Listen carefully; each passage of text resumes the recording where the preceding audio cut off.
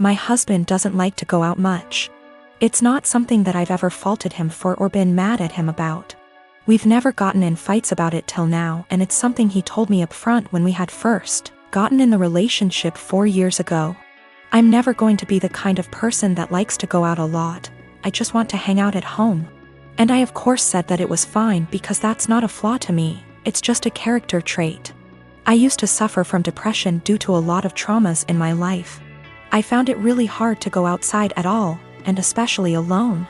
I missed out on a lot of experiences because of this. In our first year of dating, he got me to have more confidence in myself, so I stopped hiding. I got a therapist and have been on a wonderful little antidepressant. We got married 1 year later and I'm still happier than I have ever been, and I'm incredibly grateful to have him in my life.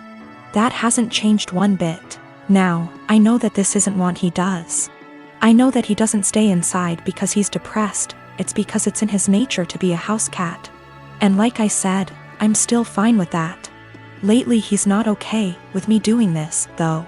If I ask him if he wants to see a movie with me and he said no, or the more common, I don't know, maybe, I'll usually ask him 2 more times, and then if he still says no, or maybe I'll go by myself. It's the same with going out to dinner, taking little classes, etc. We had fun with this at first. I would come home from doing the thing and then I would excitedly tell him what I'd done and the people I'd met.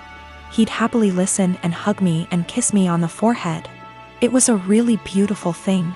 At one point we called it My Little Adventures, and I would take Polaroid pictures and show them to him and then hang them on the kitchen wall. It was a seriously beautiful point in our relationship, and the times that we would go out and take Polaroids together were some of the happiest times in my life. I even made it a point to have us go to things that he liked to do. It was great. It was seriously so great. About 2 years ago I asked him, "Hey, I've been really passionate about learning a language and eventually going to this language's place of origin. Do you want to study it with me and then go there too?" And he said no to the language, but maybe to going with me. Cut to now, and I'm pretty good at this language.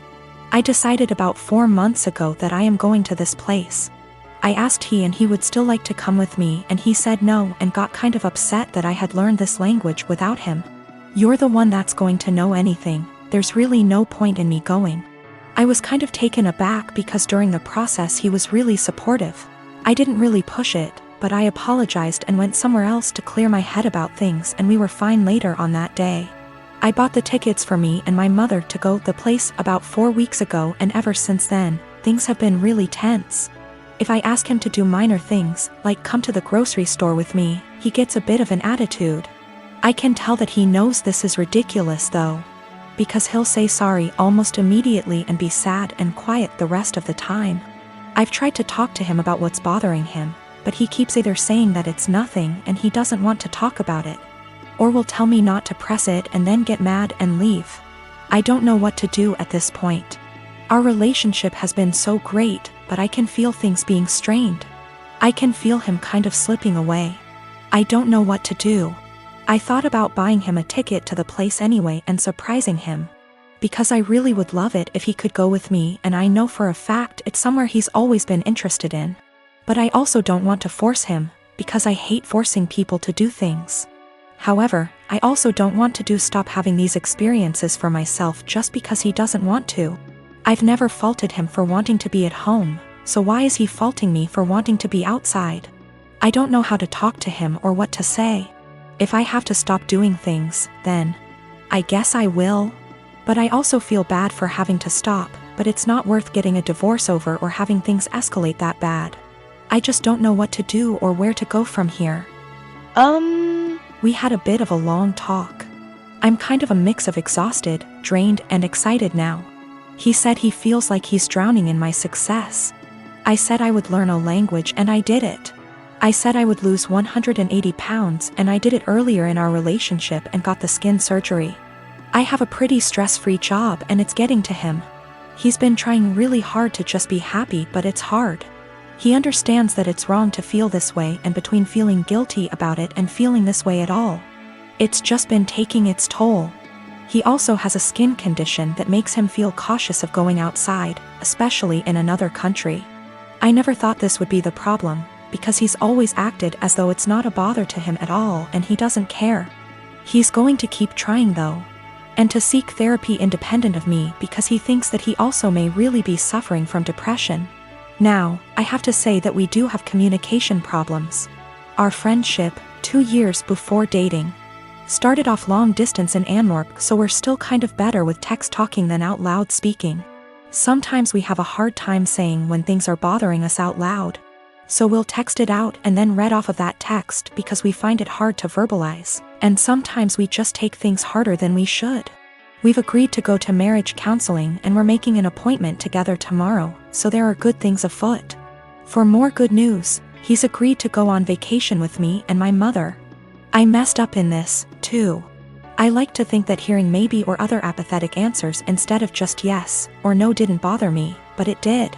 And sometimes, as some people pointed out, I would get kind of passive-aggressive about it. I'd ask him simply because it meant that I tried at times. I'm not proud of it, but it happened. I'm going to work on that more in myself as well. My husband, Jonah, passed away unexpectedly a month ago from a stroke. I don't want to get specific about that part, it's the worst pain I've ever felt in my entire life. And I'm still not sure how I'm ever going to move on. We were married for 5 years, together for 7. The past 2 years we've been trying for a baby, but we're just getting to the point of considering IVF when he died. Jonah had a close friend in high school named Marjorie. Marjorie also ended up going to the same university as he did, and they spent a lot of time together during those college years. Jonah said that he liked Marjorie's company, but never felt anything beyond friendship with her, which I totally believe. Jonah dated other women during that period, but told me that several times Marjorie hinted that she wanted him to ask her out. She also joked about wanting him to be her plan B in case she didn't meet someone and get married by 30. By the time I'd started dating Jonah, he had moved a couple hours away from his hometown, and Marjorie. Despite this, Marjorie immediately began finding excuses to come to our town and hang out, which usually involved her encouraging us to go drinking, and then her passing out on the couch at Jonah's apartment. I didn't mind her for the most part, but she had a habit of saying things like, "You know you ruined our marriage pact," and pointing out all the things that she knew about him, like what he took in his coffee, his favorite bands, etc. Over the course of our relationship, and especially after we got married, Jonah definitely put some distance into his relationship with Marjorie. He confided in me that he felt he had outgrown her and that they really had little in common anymore. He stopped responding to her invitations to hang out as often, though he would occasionally call to catch up out of guilt. Especially when she would text him or leave messages saying she was so sad he was ignoring her, and the like. But now he's gone. I had him cremated, like he wanted. We haven't done the memorial service yet, it was too hard for me to even imagine the first couple of weeks. And I also wanted to give time for some out-of-state people to make travel plans. The memorial is this weekend. However, 2 weeks ago, I received an email from Marjorie sent to around 60 people, including Jonah's family, saying that she was holding a memorial service for Jonah in the town where they grew up, the day before his memorial here. I was completely blown away, seeing as she hadn't mentioned anything to me or even attempted to call. Along with the details, the email said that she was planning the memorial in light of the fact that no other service had yet been held in his memory, and he deserved to be laid to rest with honor. For the record, she was invited to the memorial, which I've been planning, and knew it was happening. I called her, of course, and told her that while I appreciated her willingness to help with Jonah's goodbye, I was already planning a service for him that would involve all of his family and friends. She immediately went on the defensive, and said that she had only started to plan a service when she realized I wasn't willing to do it in a timely manner. I told her that the timing wasn't her choice to make, but that if she wanted to have a memorial of some kind, to please just add on the invitation that his official memorial was going to be held this weekend. She said fine. I sent a message to all of Jonah's invited friends and family to make sure that they knew the real service, with both of our families, was going to be here, and then just washed my hands of the whole thing. This week I received a message on Facebook from Jonah's cousin, saying that Marjorie, who has apparently blocked me on Facebook, created an event for Jonah's official memorial service, her memorial, and invited everyone she possibly could. I've been getting blown up with emails asking which day the memorial is, and where. I'm honestly furious. I don't have the emotional energy to deal with this. I ended up putting a post up on my wall, reiterating the date of his service here, and asking people to please share it. Thankfully, I think the older members of the family don't use Facebook or email very often, so most of them haven't been confused, but a lot of people now think that Marjorie's service is the real one. I called Marjorie again, asking her to add an addendum to her event saying that his actual memorial was going to be here. She told me that Jonah would have wanted it this way, and that if I couldn't appreciate her efforts, I wasn't invited to say goodbye to Jonah. I told her that was fine, seeing as I'd already said goodbye to Jonah when I held him as he died. She hung up. Apparently she's now spreading information to her mutual friends with Jonah, saying that he was planning on leaving me because I wasn't able to conceive. She also said that we had approached her to carry a baby for us, all absolute lies. His cousin sent me a screenshot of a text where she said that Jonah always thought we would have the cutest baby together, and that angry widow doesn't understand how much he wants children. I'm at a loss as to what to do.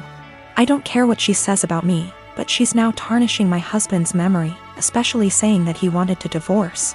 Jonah would never have left me, and anyone that knows him at all knows that we were committed to each other above all else. I need to figure out how to tell this woman to off without encouraging her to spread more lies. And I also want to just forget the whole thing and crawl in bed and never get up again. I am a 33 years old female, have been engaged to my fiancé, 37 male, for 5 months.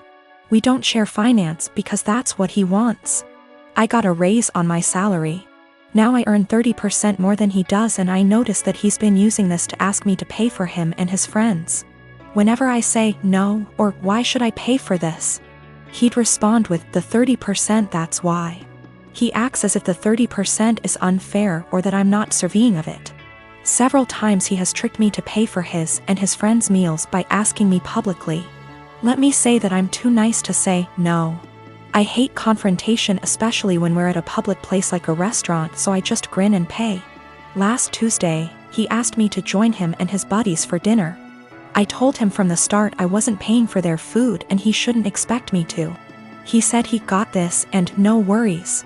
We got to the restaurant, met his friends, ordered food. And in the middle of the meal he leaned in and whispered that I would be paying for everything he and his friends ordered. I got so mad I whispered back, no. But he probably relied on me not causing a scene in public and in front of his friends. He said, "You have enough money, you could pay for everyone's food, 30%, remember?" I was fuming inside. Instead of reacting negatively and losing my temper, I waited till the bills arrived. They were already split from the start when we first ordered.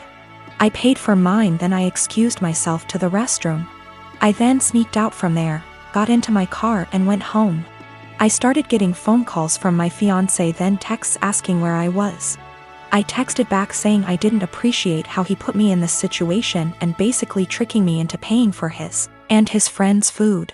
I told him I went home, then stopped replying. An hour later he came and started yelling at me, calling me selfish, irrational, cheapskate and childish for sneaking out like that and leaving him stuck with a bill he could not pay. He had to call his brother for help. We had a loud argument, then he walked out.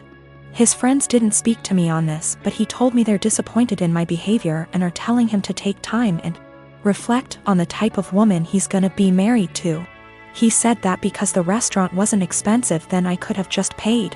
He admitted not telling me about it till later, knowing I'd refuse. He still thinks my reaction was childish and unacceptable.